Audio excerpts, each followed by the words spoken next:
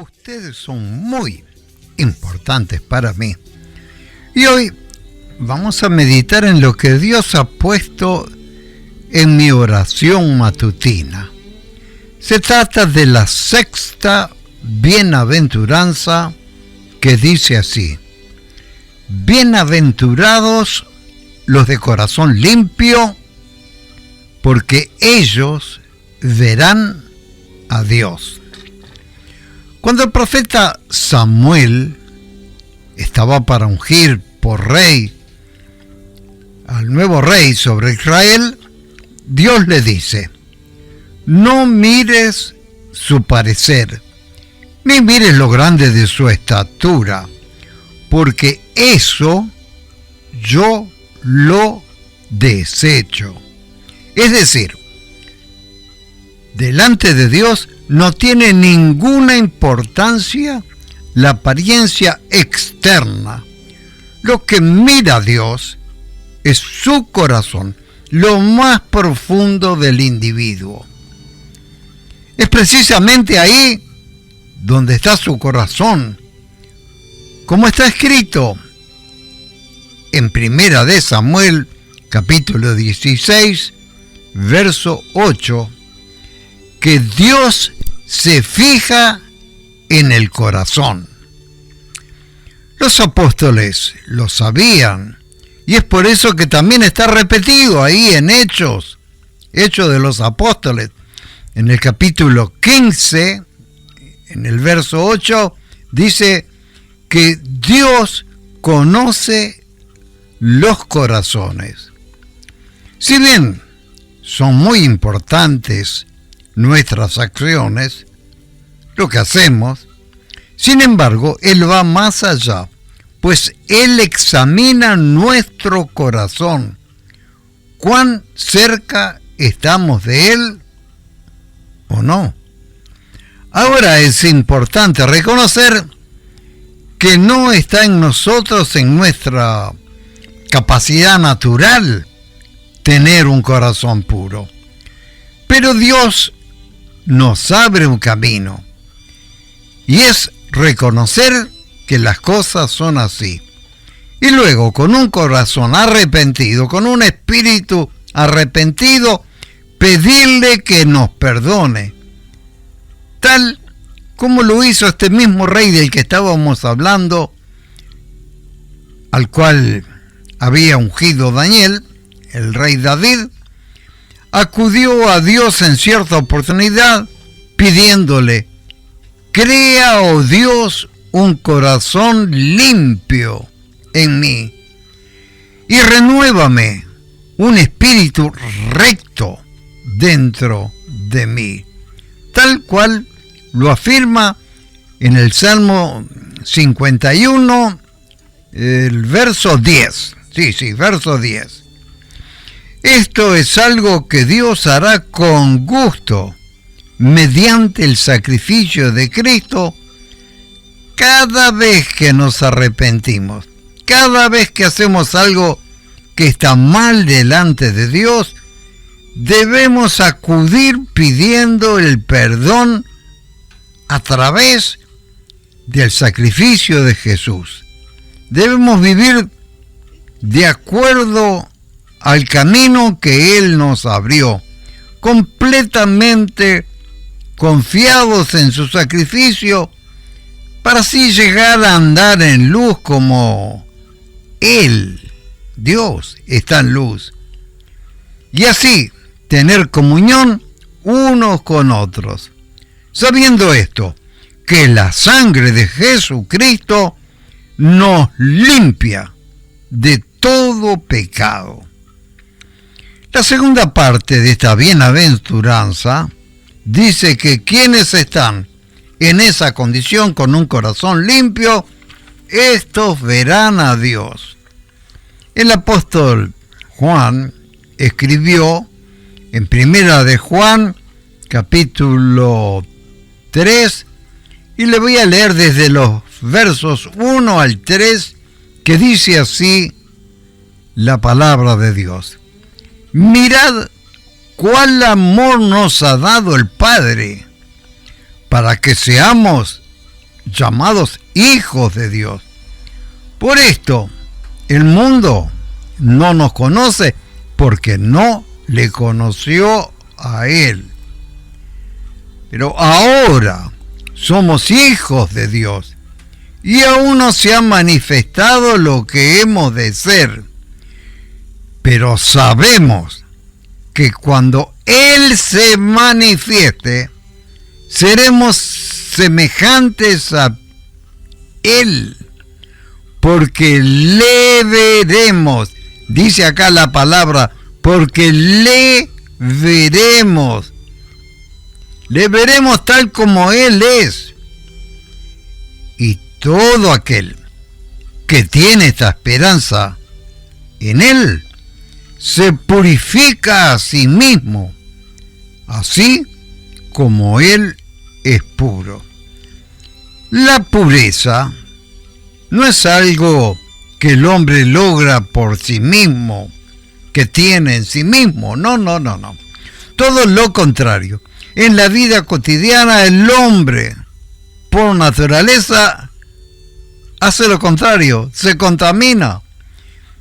Y no sirve de nada fingir que somos puros, escondiendo nuestra contaminación interior, lo cual es un acto de hipocresía. Por eso, Jesús dice así en Mateo 23:26, reprendiendo a un fariseo, reprendiendo a un religioso hipócrita, y dice así, reitero acá el versículo 26, le dice así: fariseo ciego, primero limpia por dentro el vaso.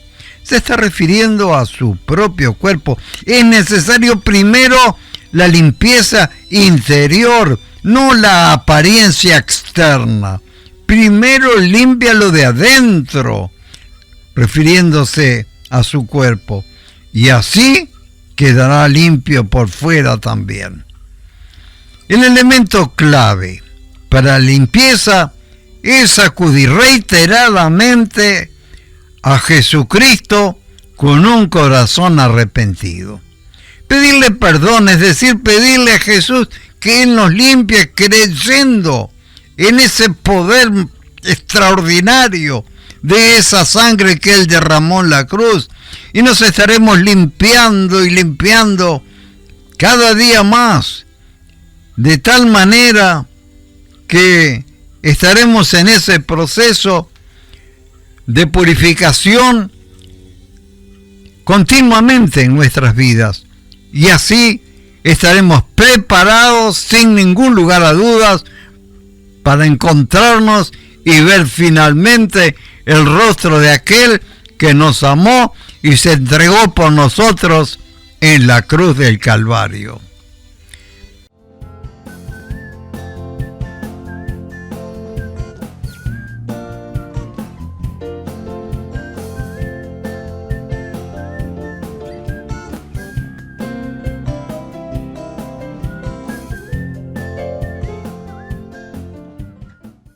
Y hoy les invito a meditar acerca de una gran verdad, la Iglesia de Jesucristo, revelada por Dios al apóstol Pedro. Jesús dijo así: mi iglesia. Saben que en esta semana pasada Dios me envió con un propósito determinado a una congregación. Todos me decían: pero vas a ir justo en estos días que hay tanto turismo a un lugar tan distante. Los de mi propia familia me lo decían. Pero si Dios quiere que yo vaya en ese momento específico, indudablemente que debía cumplir con el mandato de Dios, y también sabía que Dios, a pesar de mis 81 años de edad, me iba a guardar, me iba a proteger y que iba a volver sano y salvo en mi casa. ¿Sabe qué me sorprendió al ir a ese lugar? el amor tan grande con que nos recibieron, a mi esposa y a mí. Aun cuando estábamos estacionando el auto en la calle, vinieron hermanos ahí en la vereda a darnos la bienvenida. Indudablemente me di cuenta de cuánto debía aprender de ellos, porque cómo demostraban ese amor de Dios en sus vidas, incluyendo una hermana que cuando supo que íbamos a estar en esa ciudad, nos hizo la invitación para que estuviéramos en su casa, para que nos quedásemos allí. Pero lo curioso es que otros hermanos y aún pastores, sabiendo que íbamos a pasar por su ciudad, nos ignoraron. ¿Saben por qué? Porque en la mayoría de las religiones reina la hipocresía, reina la calumnia, hacen correr como reguero de pólvora mentiras a través del chisme y de otras cosas parecidas. Eso está por todos lados. Jesús nos enseñó a través de una parábola que dos hombres fueron al templo a orar. Uno, un fariseo, y el otro, un publicano, es decir, un recaudador de impuestos, que era mal visto por los judíos. El fariseo oraba en pie, dice de esta manera: Dios, te doy gracias porque no soy como los demás hombres. ¿Sabe que así hay muchísimos y muchísimos que se dicen creyentes y creen que son mejor que las demás personas? La mayoría de las personas dicen: ¡qué hipócrita era ese fariseo! Sí, claro que lo era. Pero Jesús estaba enseñando una lección, que cuando alguien censura a los demás creyéndose mejor, se convierte en un fariseo hipócrita y hasta es capaz de estar agradecido a Dios por ser así. No ser como los demás hombres. Yo no soy como los demás, decía este fariseo, y menos como este publicano. Esta parábola que se encuentra ahí en el Evangelio de Lucas, en el capítulo 18, del verso 10 en adelante, me deja dos enseñanzas. Una, que va dirigida a los hipócritas, porque aún ellos tienen esperanza de arrepentirse. Quizás algunos se da cuenta de su actitud y entonces, si se la confiesa a Dios arrepentido, recibe el perdón de sus pecados. Pero también, y más que nada, va dirigido esta parábola a quienes, habiendo acudido a una de las tantas religiones, son señalados con el dedo, son censurados por otros, por esos religiosos que aún no han recibido la luz de Dios y que se autoproclaman jueces.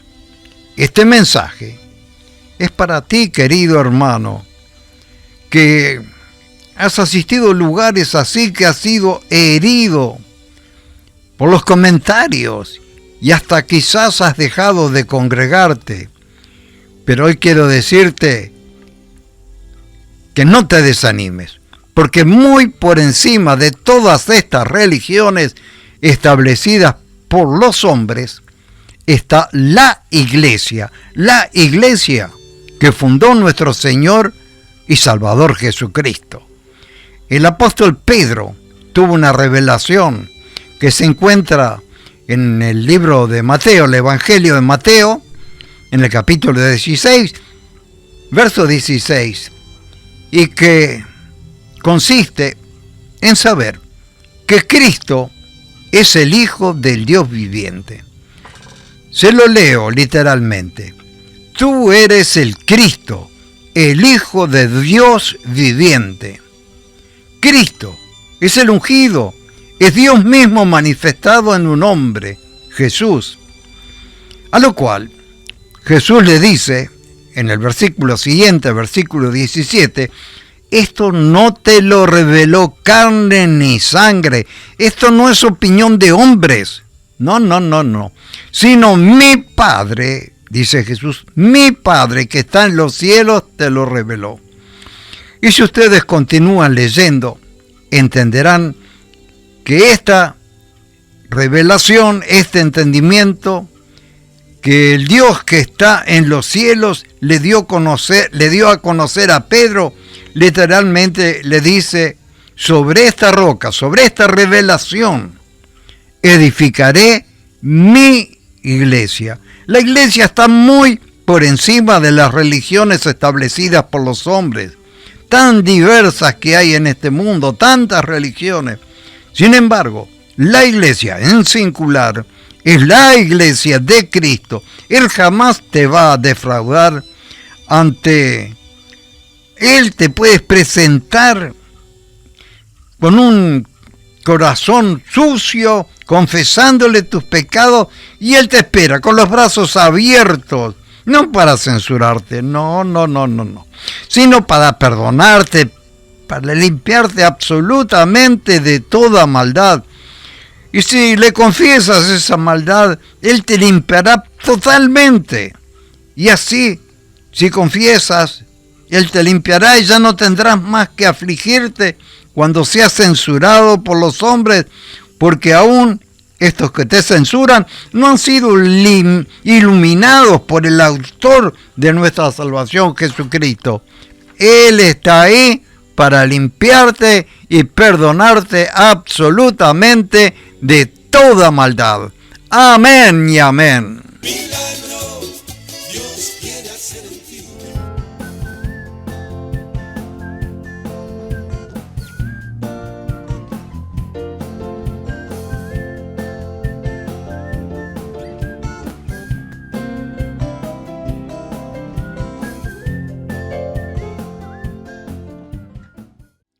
Y hoy quisiera hablar de la poderosa obra de Dios en el plan de salvación, con el objeto de rescatar de la esclavitud a todos aquellos que viven en este mundo, aunque no se den cuenta, pero están cautivos del mismo diablo. Los israelitas, el pueblo escogido por Dios, estaban en esclavitud en Egipto. Ellos no estaban en condición de alcanzar la libertad, dado su condición de esclavos. Pero Dios había concebido un plan para librarlos de esa dramática condición en la que estaban ellos. Dios había escogido a un hombre, Moisés. Ese sería el instrumento a través del cual Él, Dios mismo, se iba a manifestar haciendo milagros sorprendentes, lo que hoy conocemos como las plagas que azotaron a Egipto, castigos sobre quienes los mantenían cautivos. Y el último de esos castigos consistía en la muerte de todos los hijos mayores de su familia. Sin embargo, por otro lado, serían libres de ese castigo todos aquellos que recibieran los beneficios de la Pascua, que consistía en pintar los marcos de la puerta de su vivienda con la sangre de un cordero que debía ser inmolado. Debía ser sacrificado ese cordero en reconocimiento a la intervención de Dios, el cual los iba a librar de la muerte, y aún mucho más que esto, era librarlos de la esclavitud a la cual estaban sometidos en Egipto. Ese cordero era símbolo de verdadero cordero, Jesucristo, que en el tiempo determinado por Dios mismo enviaría a este mundo con el propósito de librar a la humanidad de la condición en la que se encuentra, bajo el dominio del mismo diablo.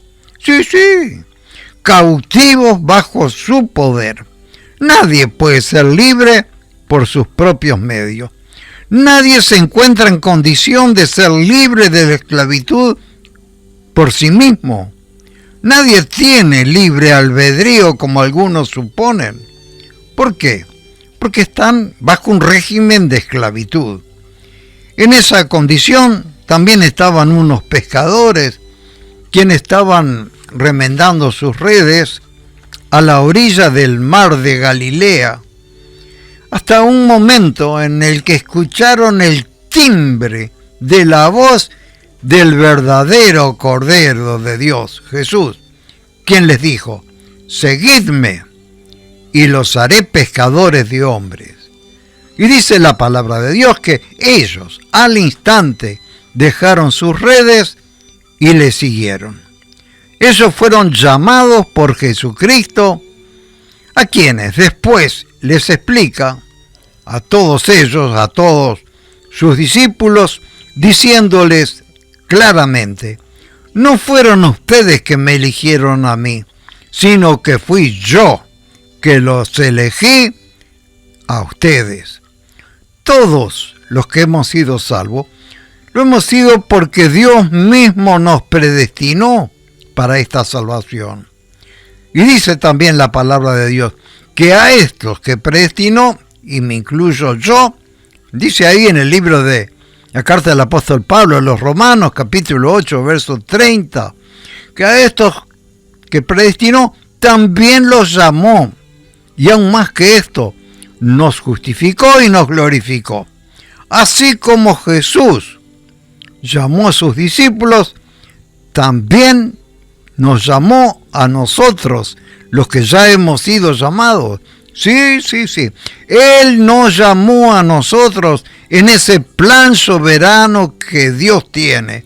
A unos nos llamó siendo niños, a otros los llamó siendo jóvenes, como en mi caso, a otros siendo adultos y aún siendo ancianos. En el tiempo determinado por Dios mismo, Él llama para hacer libre a los hombres y a las mujeres de la esclavitud. ¿Cuándo lo hizo Dios? La palabra de Dios nos enseña cuando aún estábamos muertos en delitos y en pecados. Como dice allí en el libro, la carta del apóstol Pablo a los Efesios, ¿sí? Cuando aún estábamos espiritualmente muertos en delitos y pecados, cuando aún éramos esclavos de Satanás, esclavos del pecado, y nos llamó para hacernos libres de tan trágica condición. ¿Se dan cuenta? No estábamos en condiciones de ser libres por nosotros mismos, pero ahí apareció en la escena de nuestras vidas el gran libertador, nuestro amado Señor Jesucristo, quien quizás hoy y a través de este mensaje te está llamando a ti, querido escucha, para hacerte libre de la esclavitud en la que te encuentras, y más aún que eso, darte vida eterna. Esa es la obra poderosa que Dios está llevando a cabo ahora a través de Jesucristo, a través de estos mensajes que proclamamos por la radio. Su sangre derramada en la cruz te perdona de todo pecado y te da un nuevo corazón para vivir de ahora en adelante en esta gloriosa libertad, viviendo en obediencia al mandato de Jesucristo. Gloria a su nombre. Bueno, querido pueblo, les invito a orar para aquellos que hoy deciden aceptar esta invitación de Jesucristo. Te está extendiendo su mano para librarte de esa condición y tener una nueva vida. Querido Padre, yo te ruego por aquellos que aún no habían sido llamados, pero hoy es el día que tú has escogido para liberar esas almas. Sí, para liberarlas de la cautividad del diablo. Y para que ahora te sirvan a ti y sean también portadores de la vida eterna que tú nos ofreces, no por nuestro merecimiento, sino por tu propia gracia. Gracias, Señor, gracias. Renueva, oh Dios, los corazones de todos los que están escuchando esta palabra, pero particularmente transforma, toca con tu poder a aquellos que hoy te dicen, sí, Señor Jesús, recibo esta invitación, y dejando todo como los pescadores están dispuestos a seguirte. Amén y amén. Gloria a su nombre.